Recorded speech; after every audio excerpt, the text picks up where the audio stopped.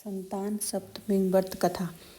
एक दिन महाराज युधिष्ठिर ने भगवान श्री कृष्ण से कहा, हे प्रभु, कोई ऐसा उत्तम व्रत बतलाइए जिसके प्रभाव से मनुष्य के सांसारिक दुख दूर होकर वे पुत्र एवं पुत्रवान हो जाए।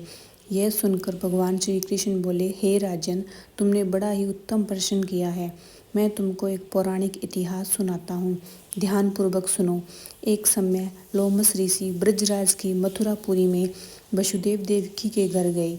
ऋषिराज को आया हुआ देख दोनों अत्यंत प्रसन्न हुए तथा उनको उत्तम आसन पर बैठाकर उनका अनेक प्रकार से वंदन और सत्कार किया। फिर मुनि के चरणोदक से अपने घर तथा शरीर को पवित्र किया। वह प्रसन्न होकर उनको कथा सुनाने लगे। कथा कहते हुए लोमस ऋषि ने कहा कि हे देवकी, दुष्ट दुराचारी कंस ने तुम्हारे कई पुत्र मार डाले हैं, जिसके कारण तुम्हारा मन अत्यंत दुखी है। इसी प्रकार राजा नहुस की पत्नी चंद्रमुखी भी दुखी रहा करती थी, किंतु उसने संतान सप्तमी का व्रत विधि विधान सहित किया, जिसके प्रताप से उनको संतान का सुख प्राप्त हुआ। यह सुनकर देवकी ने हाथ जोड़कर मुनि से कहा, हे ऋषिराज, कृपा करके रानी चंद्रमुखी का संपूर्ण वृत्तांत तथा इस कथा का विधान विस्तार पूर्वक बतलाइए, जिससे मैं भी इस दुख से छुटकारा पा सकूं। लोमस ऋषि ने कहा कि हे देवकी, अयोध्या के राजा नहुस थे।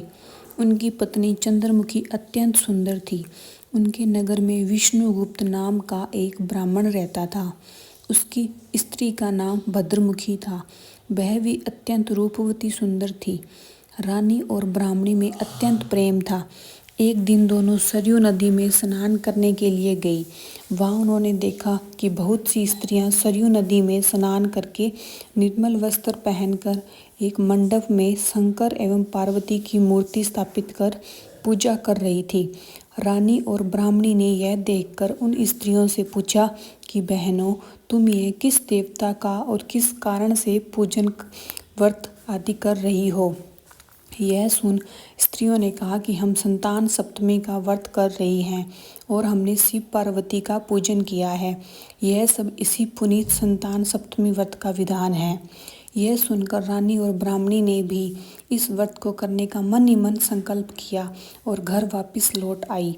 ब्राह्मणी भद्रमुखी तो इस व्रत को नियम पूर्वक करती रही, किंतु रानी चंद्रमुखी राजमद के कारण कभी इसको करती, कभी न करती, कभी भूल हो जाती। कुछ समय बाद दोनों मर गई। दूसरे जन्म में रानी बंदरिया और ब्राह्मणी ने मुर्गी की योनि पाई, परंतु ब्राह्मणी मुर्गी की योनि में भी कुछ नहीं भूली और भगवान शंकर तथा पार्वती का ध्यान करती रही। उधर रानी बंदरिया की योनि में भी सब कुछ भूल गई। थोड़े समय के बाद दोनों ने यह देह त्याग दी। अब इनका तीसरा जन्म मनुष्य योनि में हुआ। उस ब्राह्मणी ने एक ब्राह्मणी के यहाँ कन्या के रूप में जन्म लिया और ब्राह्मण कन्या का नाम भूषण देवी रखा गया तथा विवाह गोकुल निवासी अग्निशील ब्राह्मण से कर दिया।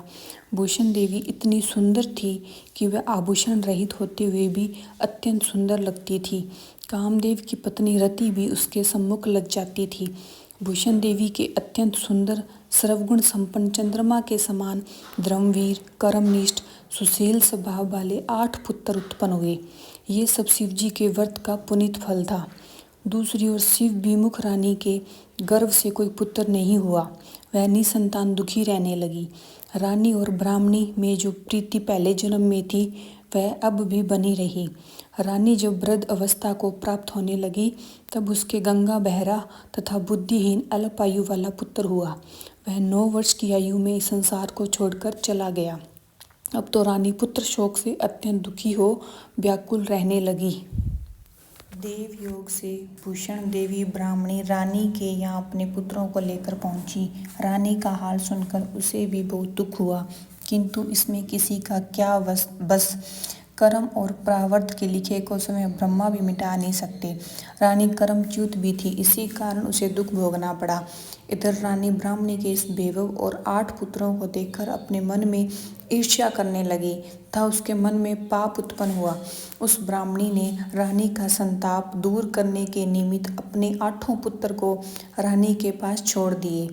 रानी ने पाप के वशीभूत होकर उन ब्राह्मणी पुत्रों की हत्या करने के विचार से लड्डू में विष मिलाकर उनको खिला दिया, परंतु भगवान शंकर की कृपा से एक भी बालक की मृत्यु न हुई। यह देखकर तो रानी अत्यंत ही आश्चर्यचकित हो गई और इस रहस्य का पता लगाने की मन में ठान ली। भगवान की पूजा से निवृत्त होकर जब भूषण देवी आई तो रानी ने उससे कहा कि मैंने तेरे पुत्रों को मारने के लिए इनको जहर मिलाकर लड्डू खिला दिया था, लेकिन इनमें से एक भी नहीं मरा।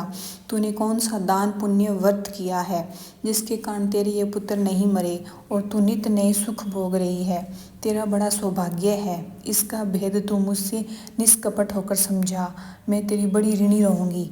रानी के ऐसे दीन वचन सुनकर भूषण ब्राह्मणी कहने लगी, सुनो, तुमको 3 जन्म का हाल कहती हूँ, सो ध्यानपूर्वक सुनना। पहले जन्म में तुम राजा नहुस की पत्नी थी और तुम्हारा नाम चंद्रमुखी था और मेरा नाम भद्रमुखी था। मैं एक ब्राह्मणी थी। तुम अयोध्या में रहते थे और मेरी तुम्हारी बड़ी प्रीति थी। एक दिन हम दोनों सरयू नदी में स्नान करने गए और दूसरी स्त्रियों को संतान सप्तमी का उपवास, शिवजी का पूजन अर्चना करते देख हमने इस उत्तम व्रत को करने की प्रतिज्ञा की थी, किंतु तुम सब कुछ भूल गई और झूठ बोलने का दोष तुमको लगा और तुम आज भी भोग रही हो। मैंने इस संतान सप्तमी व्रत को आचार विचार सहित नियम पूर्वक सदैव किया और आज भी करती हूँ। दूसरे जन्म में तुमने बंदरिया का जन्म लिया और मुझे मुर्गी की योनि मिली। भगवान शंकर की कृपा से मैं इस जन्म में भी यह व्रत करना न भूली और निरंतर उस व्रत को नियमानुसार करती रही। तुमने अपने बंदरिया के जन्म में भी भूल गई। मैं तो समझती हूँ कि तुम्हारे ऊपर यह जो भारी संकट है उसका एकमात्र यही कारण है और दूसरा कोई इसका कारण नहीं हो सकता। इसलिए मैं तो कहती हूँ कि अब भी संतान सप्तमी व्रत को विधि सहित करिए, जिससे तुम्हारा यह संकट दूर हो जाए।